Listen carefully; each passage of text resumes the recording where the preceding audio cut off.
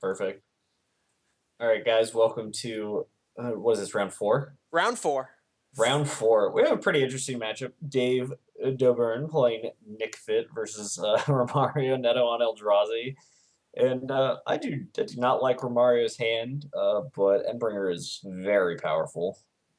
Yeah, I'm not sure.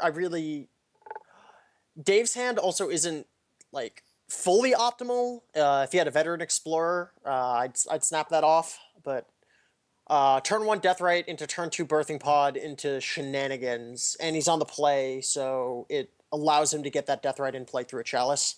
Yeah, certainly. Uh, it's pretty interesting. Romario here has a turn one Umezawa's GT, which is going to be pretty solid overall. And you drew a Thought Knots here for the turn, so he's going to be. Thought-Knot Seer makes Romario's hand a lot better. Yeah. I personally haven't played actually any Eldrazi. That's admittedly a hole in my legacy knowledge, as it were. But I feel like I've heard that the deck does not mulligan well at all. Has that been your experience? Uh, no, I get crushed by it a lot, so. Fair. Yeah, I like this. So Cabal Therapy here is going to name Reality Smasher, which I don't hate here. And it looks like Dave is either going to go with Green Sun Zenith for one now, since he drew it to get a Veteran Explorer. So now he can rip the Thought Knots here out of Romario's hand. Yeah, I very solid. Green Sun Zenith is a great draw on Davy's end, and then he can play his own GT as a Right. follow up with the two extra basics, or he can play Sylvan Library. I think I'd rather get Sylvan Library down. One of the ways that Dave is, going to be able to win this game is by having a better board presence than Romario is. So I think having Sylvan Library in play is going to allow him to have a much better card selection and potentially get out really far ahead here. I agree with that. I will say though, the one thing about this line out of Dave's line that I slightly disagree with is I probably would have named Thought Not there on the initial therapy, just because we know there's literally no way that Romario can dump a Smasher next turn. I don't believe his list without a guide. Yeah, like so that involves two cards, and if there's a guide, he can take it on the flashback, or he can take the Smasher on the flashback. Yeah, I think it's kind of hard there. I don't think like naming Reality Smasher is definitely the worst. The fact that Romario also just went turn one Ancient Tomb Umezawa's Jite means that his hand might be a little top heavy. And out of all the cards that are hard to beat when it comes to Eldrazi's top is going to be Reality Smasher here. But it looks like Dave found another Cabal Therapy alongside an Eternal Witness here. So I wouldn't be surprised to see that Endbringer hit the dust. Although, without a way to beat this Umezawa's Jite on the field, Dave looks like he might be in a little bit of trouble. Yeah, I'm pulling up Dave's deck list now to see if there are any sort of two drops that can get him out of this. I know he plays a main deck Reclamation Sage. Right. To deal with it somewhat. But and it's also possible that we might see Dave just go ahead here and play Eternal Witness, get back Veteran Explorer, play Veteran Explorer. With Endbringer, coming down, I don't know if that's something that Dave can really afford to do. Well, what he can do is Eternal Witness, get back Veteran Explorer, play Veteran Explorer, use Deathrite to remove the Windswept Heath in his graveyard, then Cabal Therapy. That's a really good name point. the Endbringer, and then Cabal Therapy again, sacrifice the Veteran Explorer, naming Sadian Empires Volume 7, because that's the first card you can name on Moto.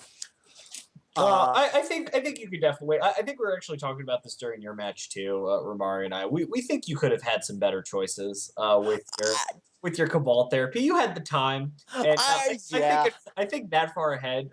I think my personal choice would have been Drown in Sorrow, because obviously Abandoned Hope wasn't great at that spot, but Drown in Sorrow would have been really good.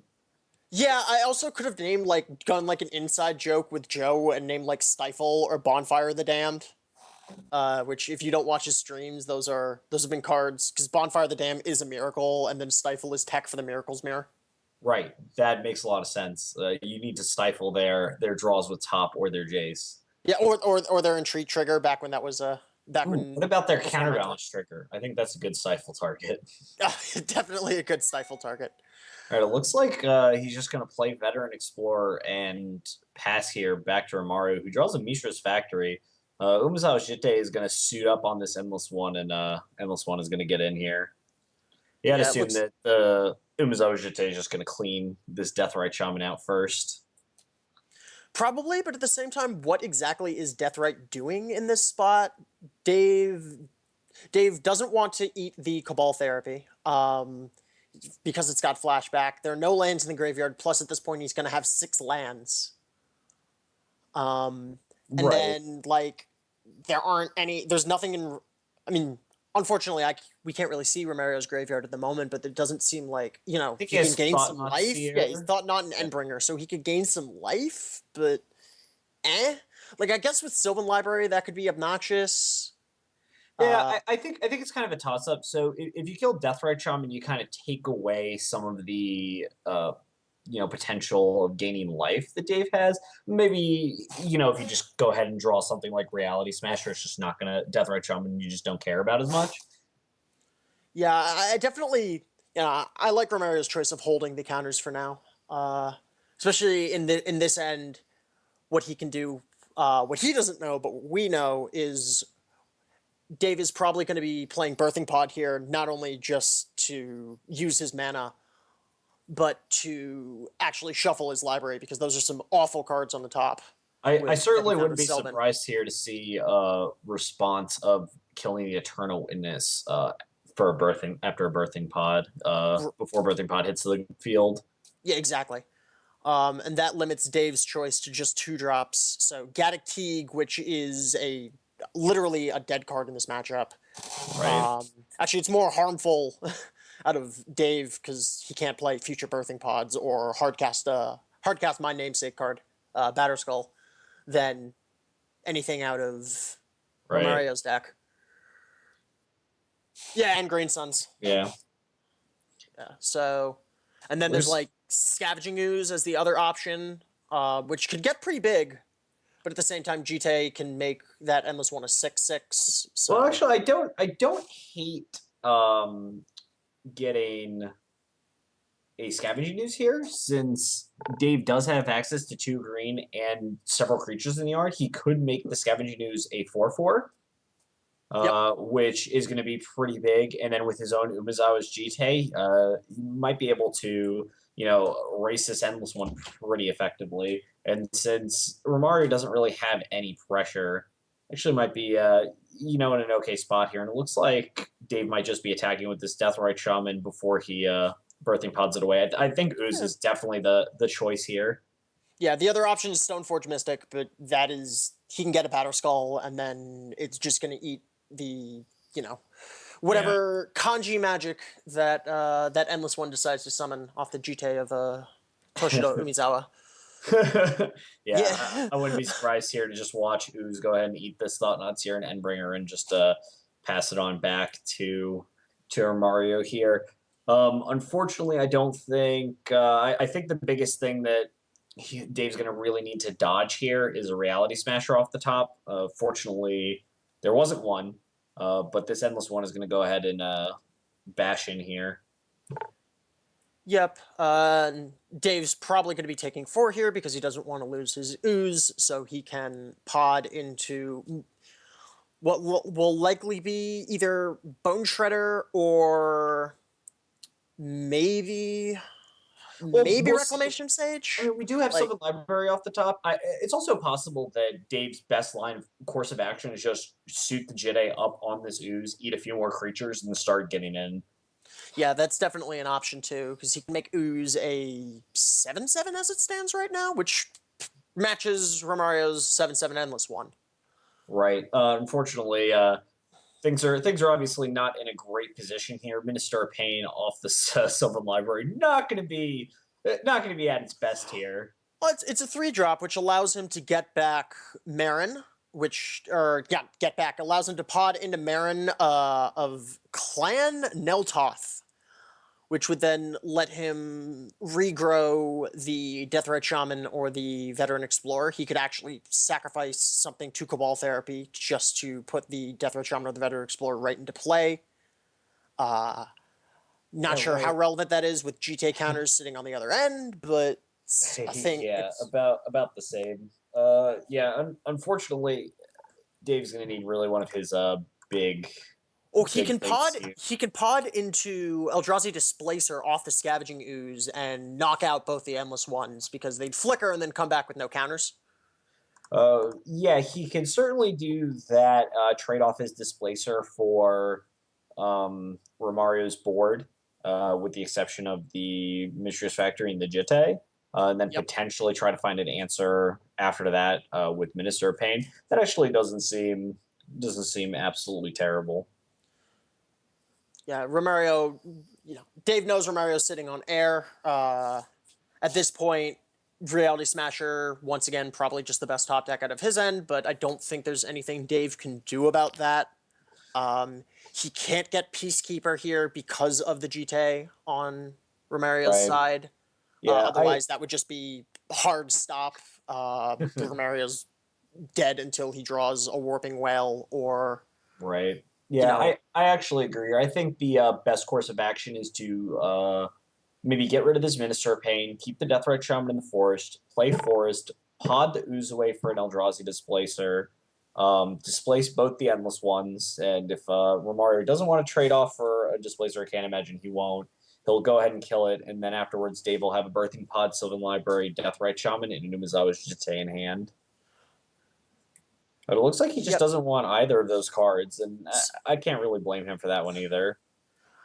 Uh, I'm not exactly sure. Like the issue is if we pot away here and Dave trades for Romario's board, Romario's still going to have GT and Factory sitting there, and that's a pretty quick clock. That's already 8 points, so he's on a 2-turn clock, so he'll need to draw a creature. If he pays life, he's wisely not paying life with the pod and not going to dead on board, but he's still going to have to find a creature. If he'd kept that Minister of Pain, he could go next turn.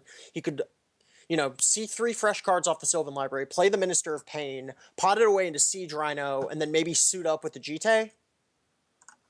So just it's not, Minister obviously isn't a great card, but just as a body to throw away to the pod, I definitely think it would have hung around. Even though, it's not actually a Sure. 1-turn clock because you have to spend the GT counters. That was my mistake there, but What's it's what's still, what's that pretty GT interesting. is Yeah. real.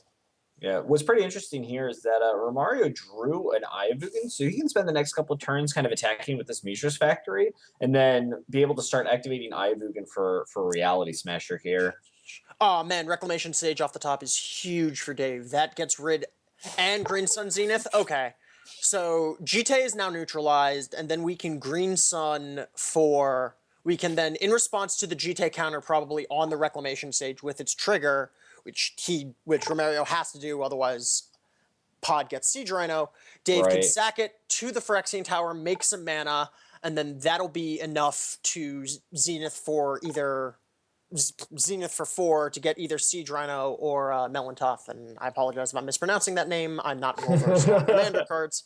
I break the stereotype. I am a level 2 judge that does not play EDH. Leave me alone, okay? I mean, I saw your deck for this tournament. I don't believe you that you don't play Commander.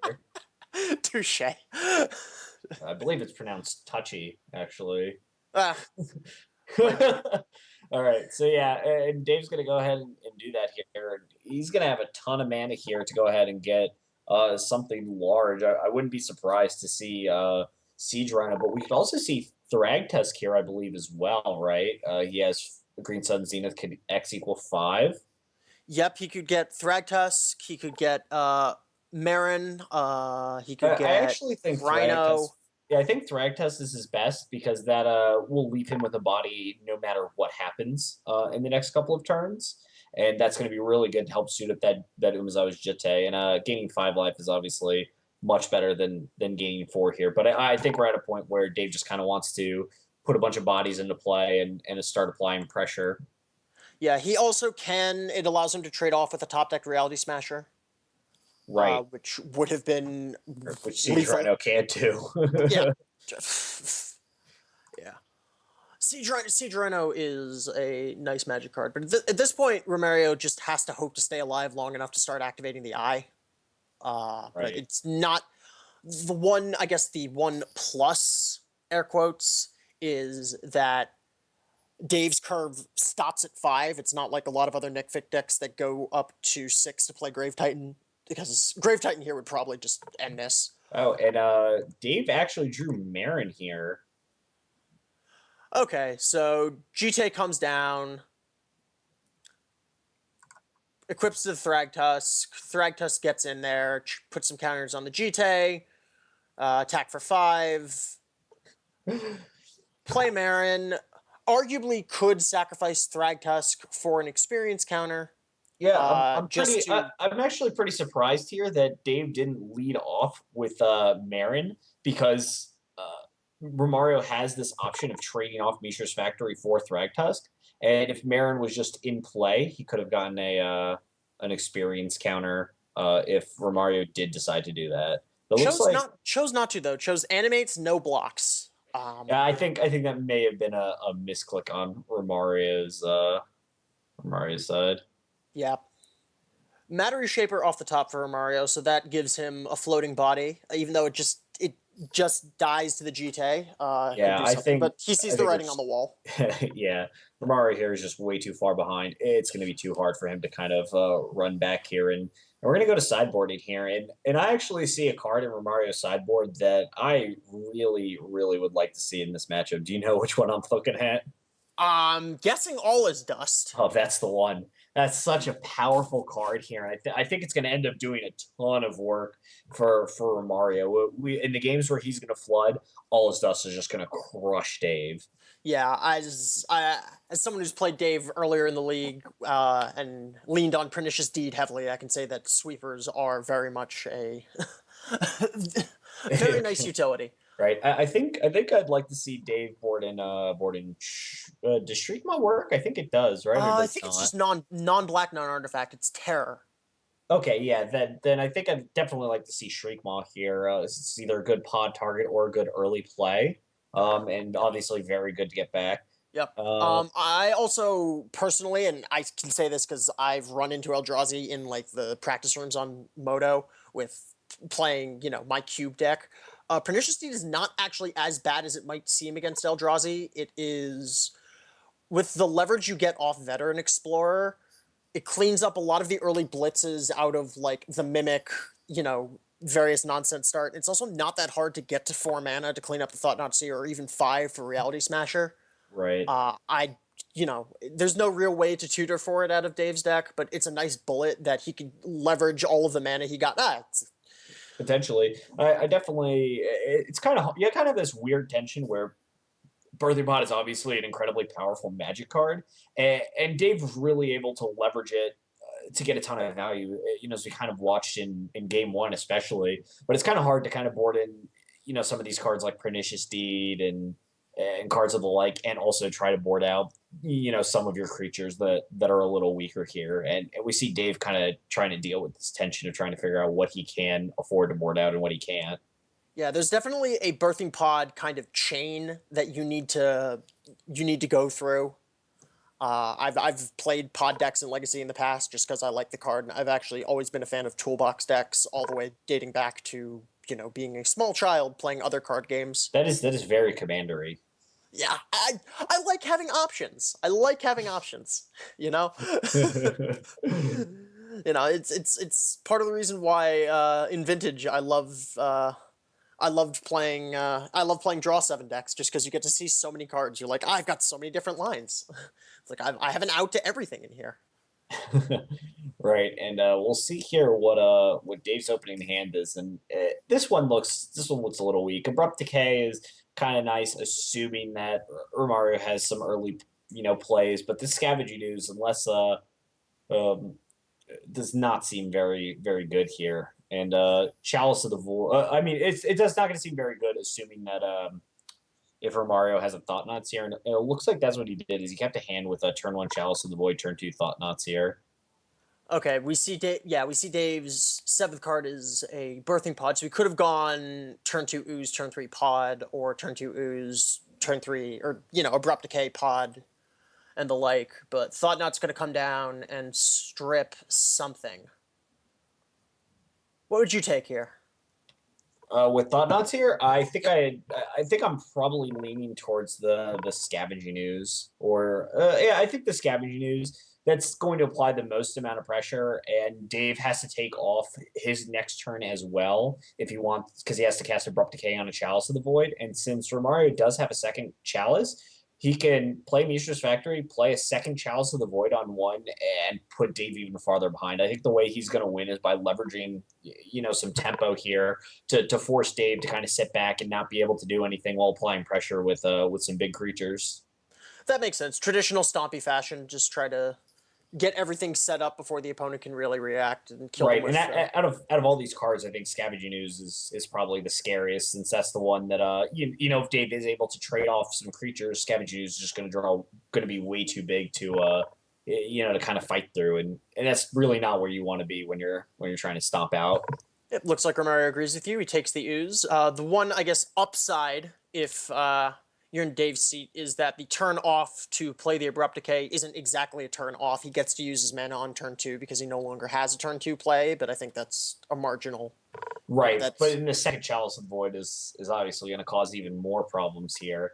And Dave's going to be forced to fire off one of these Abrupt Decays, but it's certainly not going to be great. And the follow-up of Iovogan and Reality Smasher is going to put Dave on a really short clock. Yeah, Dave, by my count, is on. He doesn't know it, but he's going to be on a turn 2 clock. Sigarda, off the top for Dave. Yeah, this Abrupt Decay is going to take care of a Chalice, and Dave's going to play this Deathrite Shaman, but it's not looking really good against this Reality Smasher here. And Romario boarded in his Leyline of the Voids, which I kind of like. Dave kind of has a little graveyard theme going on, and he has a lot of creatures, so he wants to cut Cavity. It also stops Veteran Explorer. Because Veteran Explorer is a dies trigger, so if it ever touches the graveyard, right. Dave gets choked on mana, which Romario really needs to do. The Eldrazi deck is strong because it gets to leverage the mana advantage by playing a bunch of soul lands and what would normally be overcosted creatures for the format without the acceleration. This is really miserable for Dave because he drew Horizon Canopy. He has to cast a Sigarda here to survive, but the Horizon Canopy is going to bring him to 5, and if if he didn't have Horizon Canopy, he would be at 6 and kind of be able to trade off with the Smasher. But with Mishra's Factory in play, that's just going to be the writing on the wall either way. Yeah, Dave had to hope that Romario didn't see the factory. He did. We're going to game 3. I see you notice the cards you have on field. Good game. You know what? You gotta play to your outs. Their onboard tricks have been missed time in and time in throughout Magic's history. I don't know what you're talking about. We've never seen anyone miss anything on camera before. I've certainly never missed an onboard trick. Not once. Never. Not in all my years. So we'll see here. I don't think Romario is going to change anything. I think he kind of liked his setup there, and there wasn't really too much for him to do. And I don't think Dave's going to end up changing too much either. Whew. Ooh. Leyline of the Void and Tower of the Magistrate in his opener. He's got turn 1 Chalice. He's got potentially turn 3 Thought Knot if he throws a land, but he throws it back. Okay. That was turn 1 Leyline, turn 1. That was turn 0 Leyline, potentially turn 1 Chalice, and he decided not good enough. Yeah, that's pretty interesting. I could have sworn he was going to keep that hand. Turn 0 Leyline is a ton of pressure, especially with the Chalice. And now this Chalice of the Void on 1 is gonna cold off the Deathrite Shaman and the Veteran Explorer in his hand, but I think the Sylvan Library is going to go ahead and make its presence known while Deathrite Shaman is going to apply some pressure. Yep, I agree with that. And then Warping Will can take out the Deathrite next turn. Yeah. Sylvan open place, and he could, if he really needs to, Dave can Eternal Witness back that Verdant Catacombs to hit his 4th land. Right, and it looks here that Romario still doesn't have any pressure, and that could certainly be a problem here. So we'll see what goes on in the next couple of turns here. But yeah, I agree. Warping Whale looks like it's going to take out Deathrite Shaman. Yep, and then he's motioning over the Spirit Guide. He could be chalicing for 2. No, we just warping well the death, right? We're a little behind on our Skype call, so I apologize for that. I like to play Magic Online. And it looks like Dave found a forest and a scavenging ooze, and scavenging ooze is going to be great here. This is going to allow Dave to just keep applying pressure and at the same time being able to gain life. But it looks like Eternal Witness is going to go ahead and get back a Verdant Catacombs, so he's going to have another shuffle effect. And I think Romario just failed to draw another threat. So this Mishra's Factory is going to be all he has. Chalice on 2 is going to come down now, so that shuts off Dave's entire hand is now dead. Right. He's got Sylvan Library. Oh, we found Siege Rhino. That is a magic card. Yeah, it looks like Marin was also found as well. So it looks like even though the Chalice of the Void was pretty devastating, it's no longer a problem for Dave. Yeah. Marin is actually real interesting in this spot. Really a nice tool in this spot because Chalice of Void doesn't say the cards can't get cast. They're not like actual Sphere of Resistance or Thorn of Amethyst or Trinisphere effects where you just can't cast the cards. It counters them. So it'll put the cards into the graveyard, and then if any of Dave's creatures dies and he gets experience counters, he gets to bring them back directly onto the battlefield. Wow, and unfortunately here, still failing to find another threat. Romario here is just going to have to cast Simian Spirit Guide, and this Umezawa's Jitte in his hand is colded. And wow, a Shriekmaw off the top, in addition to this Marin, is going to be pretty tough for Romario to fight through. I would not be surprised to see a Marin first and then an attack, and then next turn a Shriekmaw.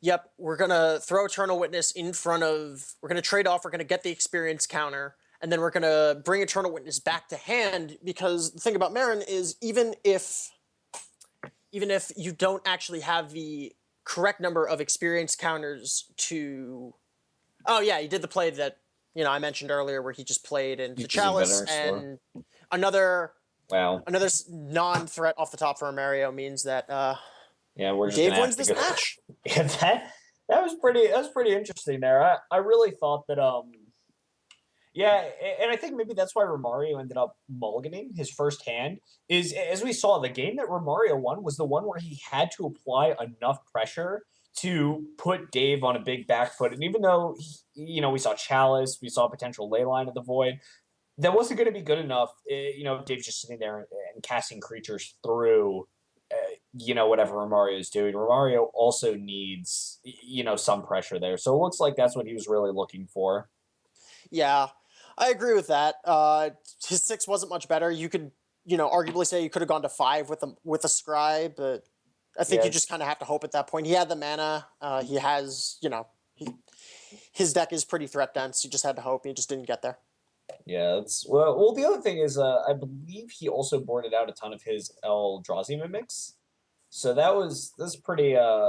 He boarded out some of his threats, and I think he kept in Chalice. And as I said, I mean, Chalice is fine. If you kind of get far ahead, but it's not like great. I think it's better. It's definitely better on the play than it is on the draw. Yeah, I definitely can agree with that. I mean, Chalice is like fine, but it doesn't really feel great. And in the hands, I kind of like keeping in some number of them, but I don't think I like keeping in all 4. Although I'm not really familiar with the matchup. Maybe that's incorrect, but I just can't help but feel that Chalice is like very mediocre against the Nickfit decks, just the Veteran Explorer decks in general. It just feels like it's okay, not great. Yeah, that's been my testing from it. It's turn 1, it's fine. I think my build is a little bit more vulnerable to it because I don't have Green Sun Zenith, and if I can't get that early mana advantage, I can get overrun quickly, and maybe that was Romario's thought process. But Dave's deck with, threats up the curve, with Green Sun Zenith to find the 1-drops, with the ability, especially on the draw, to play Veteran Explorer on turn 1 and then not care about Chalice. You could still cast Cabal Therapy and then flash it back to sacrifice the Veteran Explorer. Right. Which is actually something that Romario and I were talking about against your match with Joe, is that, like, it's fine, but, your whole goal is, especially if you play a Veteran Explorer on the plays, you don't care if Cabal Therapy gets countered. You get the flashback on it either way, which is really what you're looking for with an Explorer. Yep. Definitely agreed there. All right. Yeah, so that's all for this week. Hope you enjoyed the matches.